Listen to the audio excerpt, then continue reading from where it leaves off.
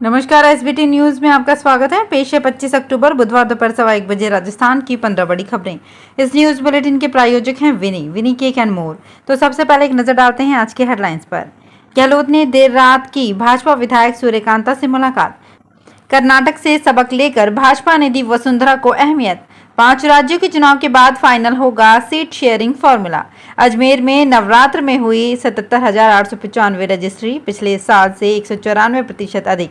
और social media पर डाली चुनावी पोस्ट, गिरफ्तार। और अब खबरें विस्तार से। अगले महीने होने वाले विधानसभा चुनाव के लिए मुख्यमंत्री अशोक गहलोत ने अपना चुनावी अभियान तेज कर दिया है। इस बीच सीएम अशोक गहलोत ने देर रात सुरसागर से भाजपा विधायक सूर्यकांता व्यास से मुलाकात कर कयासों का दौर शुरू कर दिया है। भारतीय जनता पार्टी ने इस सीट से विधायक सूर्यकांता व्यास का टिकट काट दिया है। इस पर सीएम ने भाजपा पर निशाना साधते हुए कहा कि जिन विधायकों ने उनकी तारीफ की है, विपक्षी पार्टी ने उन्हीं के टिकट छीन लिए हैं। कयास लगाए जा रहे हैं कि सुरसागर सीट से कांग्रेस सूर्यकांता व्यास को टिकट दे सकती है। भारतीय जनता पार्टी ने राजस्थान में उम्मीदवार तय करने के मामले में पूर्व मुख्यमंत्री वसुंधरा राजे को काफी अहमियत दी है। वो खुद तो चुनाव लड़ रही हैं, साथ ही उनके समर्थकों को भी काफी टिकट मिले हैं। भाजपा नेतृत्व ने पिछले कुछ चुनावों से सबक लेते हुए यहां पर कोई जोखिम नहीं उठाया है और वो राज्य में सत्तारूढ़ कांग्रेस के खिलाफ सत्ता विरोधी माहौल का लाभ उठाने की पूरी कोशिश कर रही है। भाजपा ने राजस्थान की 200 सदस्यीय विधानसभा में 124 सीटों के लिए उम्मीदवार तय कर दिए हैं। अब उसे बाकी 76 सीटों के लिए नाम तय करना बाकी है। 41 उम्मीदवारों की पहली सूची में पार्टी में 7 सांसदों को उतारने के साथ वसुंधरा राजे के समर्थकों पर भी कैंची चलाई है। मध्य प्रदेश में विधानसभा चुनाव की सीटों को लेकर कांग्रेस और समाजवादी पार्टी के बीच हुई लड़ाई से इंडिया अलायंस को लेकर दलों के बीच चल रही कई गलतफहमियां दूर हो गई हैं। सपा प्रमुख अखिलेश के बयानों और कांग्रेस में शीर्ष नेतृत्व के हस्तक्षेप से मामला सुलझाने के बाद 2 बातें साफ हो गई है। पहली ये कि इंडिया का गठन राष्ट्रीय स्तर पर विपक्ष की एकजुटता और भाजपा के खिलाफ लोकसभा में विपक्ष का एक कद्दावर उम्मीदवार उतारने की मोटी सहमति तक ही है। दूसरी ये कि अलायंस में जिस पार्टी का प्रभुत्व होगा, ड्राइविंग सीट पर वही पार्टी होगी। त्योहारी सीजन के चलते इस साल अजमेर में प्रॉपर्टी कारोबार में बूम है। नवरात्रि में तो ये 2 गुना हो गया है। कारोबारी आंकड़े यही बता रहे हैं। इस बार नवरात्रि के 9 दिनों में पंजीयन एवं मुद्रांक विभाग के 623 कार्यालयों में रिकॉर्ड 77,895 संपत्ति दस्तावेज रजिस्टर्ड हुए हैं। इससे सरकार को 396 करोड़ का टैक्स मिला है। प्रतिदिन औसतन 8,655 रजिस्ट्री हुई। इससे 43 करोड़ का राजस्व आया। आम दिनों में राज्य में प्रतिदिन करीब 7,000 रजिस्ट्री होती है। इससे करीब 30 करोड़ रुपए का राजस्व मिलता है, जबकि नवरात्रि में संपत्ति कारोबार में तेजी दर्ज की गई है।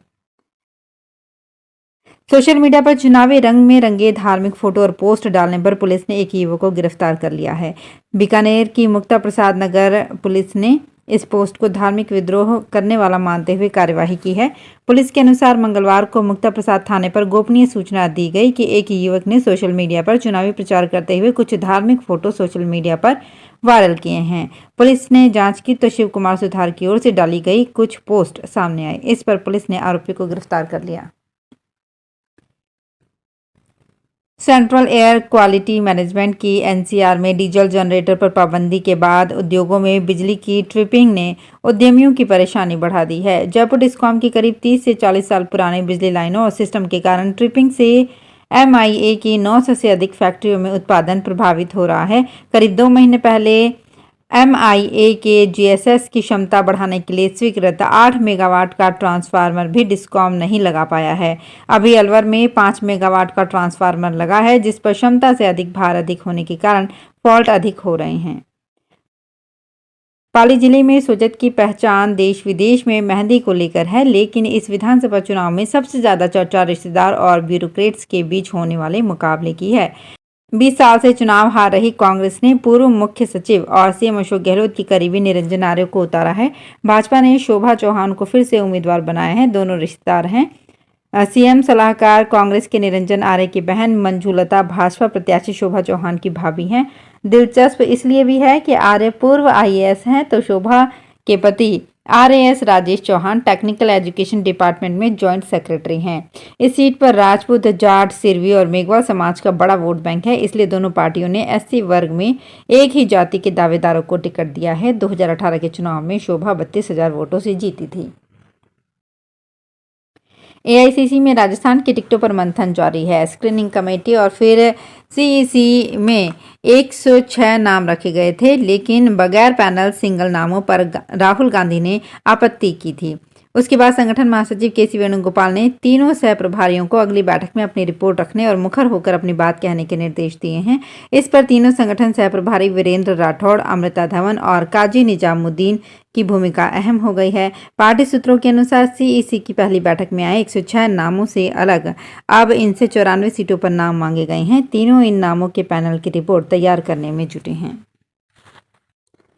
कांग्रेस ने विधानसभा चुनाव के लिए 2 लिस्टों में क्षेत्र उम्मीदवारों की घोषणा कर दी है। इसमें जयपुर शहर की सिविल लाइंस, किशनपोल, आदर्श नगर, मालवीय नगर और सांगानेर सीट पर उम्मीदवार घोषित किए जा चुके हैं। इसके अलावा ज्यादातर मंत्रियों के टिकट भी फाइनल हो चुके हैं। अभी हवा महल से कांग्रेस का टिकट घोषित नहीं हुआ है। इन दिनों यहां से प्रमुख दावेदार मंत्री महेश जोशी के टिकट पर संकट के बादल छाए हुए हैं। ऐसे में जोशी मंगलवार को गिरिराज जी की परिक्रमा के लिए पहुंचे। चर्चा है कि आलाकमान जोशी से नाराज हैं। विधानसभा चुनाव में प्रत्याशी प्रतिदिन महज 10,000 रुपए का नकद खर्च कर पाएगा। इसका भी निर्वाचन विभाग को हिसाब देना होगा। चुनाव में प्रत्याशी की ओर से होने वाले इससे अधिक खर्च को ऑनलाइन या चेक के माध्यम से करना होगा। चुनाव आयोग की गाइडलाइन के अनुसार प्रत्याशी को चुनाव में उपयोग किए जाने वाले धन के लिए बैंक में अलग से खाता खोलना होगा।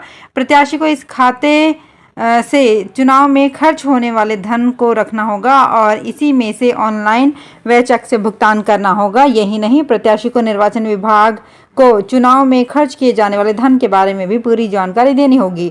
झुंझुनू का जिला निर्वाचन विभाग भी आयोग की गाइडलाइन के हिसाब से प्रत्याशियों के खर्च पर नजर रख रहा है। विधानसभा चुनाव को लेकर निर्वाचन आयोग मतदाताओं की सहूलियत के लिए हर संभव प्रयास कर रहा है। अब चुनाव आयोग ने जिस बूथ पर 1450 से अधिक मतदाता हैं, वहां सहायक बूथ बनाने के निर्देश दिए हैं। झुंझुनू जिले में ऐसे बूथों की संख्या करीब 7 है। मुख्य बूथ के साथ ही सहायक बूथ बनाए जा रहे हैं। इन बूथ के नंबर मुख्य बूथ वाला ही रहेगा, केवल ABC जोड़ दिया जाएगा। राजनीतिक दलों को भी जिला प्रशासन ने अवगत करा दिया है ताकि मतदाताओं को किसी प्रकार की कोई दिक्कत ना हो।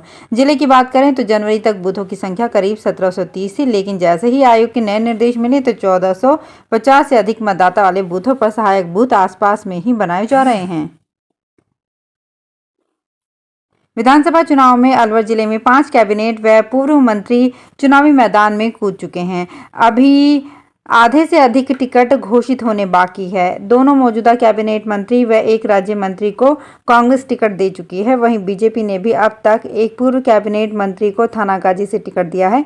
इसके अलावा बानसूर से पूर्व कैबिनेट मंत्री ने आजाद समाज पार्टी से चुनावी ऐलान कर दिया है। अब पूर्व मंत्री डॉक्टर जसवंत यादव, मंगलकोली और दुर्मिया सहित 4 अन्य पूर्व मंत्री टिकट लाने के जुगाड़ में लगे हैं।